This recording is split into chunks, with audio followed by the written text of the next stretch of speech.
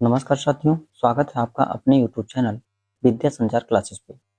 आज हम अपने इस वीडियो में भारत अंतरिक्ष क्षेत्र में इस साल 2026 में क्या-क्या बदलने वाला है, इसको हम देखते हैं या क्या-क्या कामयाबी हासिल करेगा। भारत 2026 के अंतरिक्ष भविष्य के लिए निर्णायक क्यों है? क्या निर्णायक है? विज्ञान, सुरक्षा, आत्मनिर्भरता एक साथ जुड़कर गगनयान और नए प्रक्षेपण यानों के जरिए भारत को एक जिम्मेदार और प्रभावशाली अंतरिक्ष शक्ति बना रहे हैं।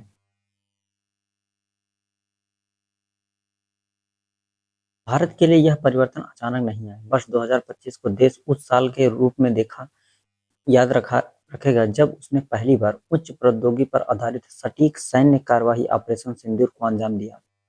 पाकिस्तान स्थित आतंकी सैन्य ठिकानों पर किए गए इन हमलों की विशेषता यह रही कि इनमें भारत की अंतरिक्ष क्षमताओं की अहम भूमिका रही। इसरो ने इसमें अहम भूमिका निभाई। इसरो द्वारा पहली बार इस तथ्य को सार्वजनिक रूप से स्वीकार करना इस बात का संकेत था कि भारत अब एक सिविल मिलिट्री फ्यूजन आधारित अंतरिक्ष कार्यक्रम की ओर स्पष्ट रूप से बढ़ चुका है। यह बदलाव ऐसे समय में हो रहा है जब वैश्विक व्यवस्था गहरे तनाव से गुजर रही है। दुनिया आज 4 बड़ी चुनौतियों का सामना कर रही है। लंबे समय तक चलने वाले सैन्य संघर्ष, जनसांख्यिकी बदलाव, पश्चिमी देशों में आर्थिक विकास की धीमी रफ्तार और 20वीं सदी में बनी वैश्विक संस्थाओं की प्रासंगिकता का क्षरण। ये स्थितियां 1930 के दशक की याद दिलाती हैं, जब वैश्विक अस्थिरता ने नई राजनीतिक और आर्थिक संरचनाओं को जन्म दिया था। इन परिस्थितियों का परिणाम यह हुआ कि संरक्षणवाद और आत्मनिर्भरता की प्रवृत्ति तेज हुई। अमेरिका में रक्षा सुरक्षा को लेकर बदलती हुई सोच, यूरोप का युद्ध आधारित अर्थव्यवस्था की ओर झुकाव, वैश्वीकरण से पीछे हटने के संकेत इस बात को स्पष्ट करते हैं कि आने वाले वर्षों में वैश्विक सहयोग पहले जैसे सहज नहीं रहेगा। इसका सीधा असर अंतरिक्ष अर्थव्यवस्था पर पड़ने वाला है, जो अब तक खुले सहयोग और साझेदारी पर आधारित रही। भारत का अंतरिक्ष मिशन। ऐसे माहौल में भारत का वाणिज्यिक अंतरिक्ष क्षेत्र और अंतरिक्ष विभाग अपनी अंतर्राष्ट्रीय रणनीतियों पर पुनर्विचार करने को मजबूर होंगे।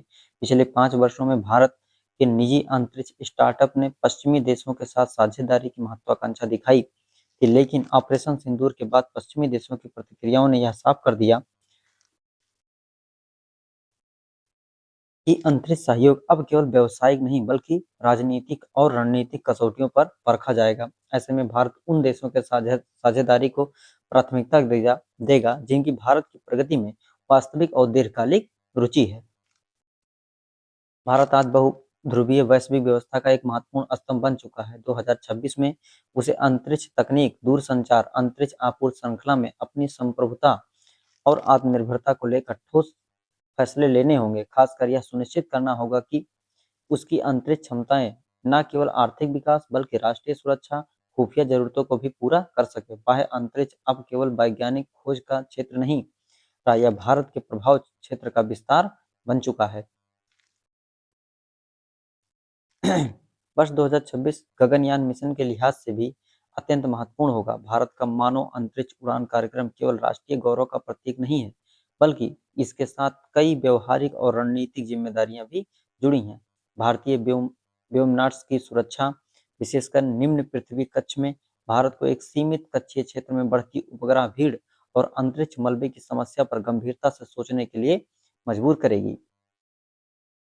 चीनी अंतरिक्ष स्टेशन और अंतर्राष्ट्रीय अंतरिक्ष स्टेशन पहले ही घनी कक्षाओं और मलबे से उत्पन्न खतरों का सामना कर रहे हैं, लेकिन चूंकि ये दोनों प्रतिद्वंदी शक्तियों से जुड़े हैं और सबसे बड़े उपग्रह समूह भी इन्हीं देशों के हैं, इसीलिए वैश्विक हित में संयम दिखाने की संभावना कम है। ऐसे में भारत के सामने अवसर भी है और जिम्मेदारी भी कि वह सुरक्षित, टिकाऊ, न्यायसंगत अंतरिक्ष उपयोग को वकालत करे।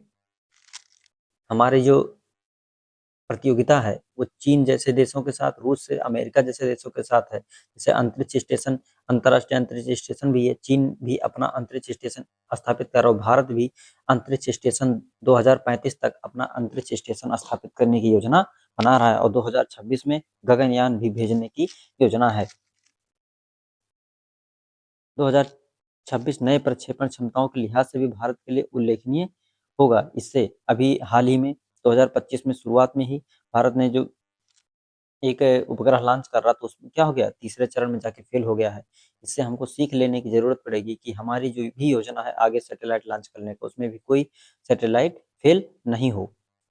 ये small satellite launch vehicle SSLV की पहली वाणिज्यिक उड़ान, स्काई रूट एरोस्पेस के विक्रम-1 रॉकेट की पहली कक्षीय उड़ान और रक्षा बलों द्वारा विकसित ठोस ईंधन आधारित त्वरित प्रतिक्रिया लॉन्चर बेदा में संभावित प्रगति, ये सभी घटनाएं भारत को छोटे उपग्रह प्रक्षेपण के क्षेत्र में एक विश्वसनीय विकल्प के रूप में स्थापित करेंगी। आगे की राह क्या है?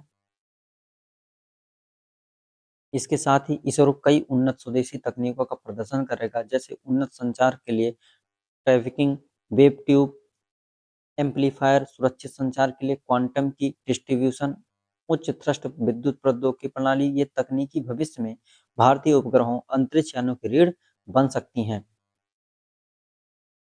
स्पष्ट है कि नागरिक, वाणिज्यिक, सैन्य अंतरिक्ष कार्यक्रमों के बीच खींची गई पुरानी रेखाएं अब तेजी से मिट रही हैं। 2026 वह वर्ष होगा जब भारत का सिविल मिलिट्री एकीकृत अंतरिक्ष कार्यक्रम पूरी स्पष्टता के साथ सामने आएगा। एक ऐसा कार्यक्रम जो विज्ञान, सुरक्षा, वैश्विक जिम्मेदारी को एक साथ साधने की कोशिश करेगा। भारत धीरे-धीरे अंतरिक्ष क्षेत्र में बहुत आगे बढ़ रहा है। बहुत सारे देश ऐसे हैं जो अपने उपग्रह के प्रक्षेपण के लिए किसके पास आते हैं? भारत की अंतरिक्ष स्टेशन इसरो के पास आते हैं। इसरो बहुत सारे उपग्रहों के भारी से भारी उपग्रहों का प्रक्षेपण करता है। अमेरिका जैसे देश भी भारत से अब अपने उपग्रह प्रक्षेपण कराने के लिए कहते हैं। तो भारत जिस तरह अंतरिक्ष के क्षेत्र में विकास कर रहा, अगर इसी तरह अंतरिक्ष क्षेत्र में विकास करता रहा, तो आने वाले समय में ज़रूर पूरी दुनिया में सबसे अग्रणी स्थानों में खड़ा होगा। आशा करता हूँ वीडियो आप लोगों को पसंद आई होगी। चैनल पे नए हैं तो लाइक कर दीजिए, सब्सक्राइब कर दीजिए और शेयर कर दीजिए। धन्यवाद।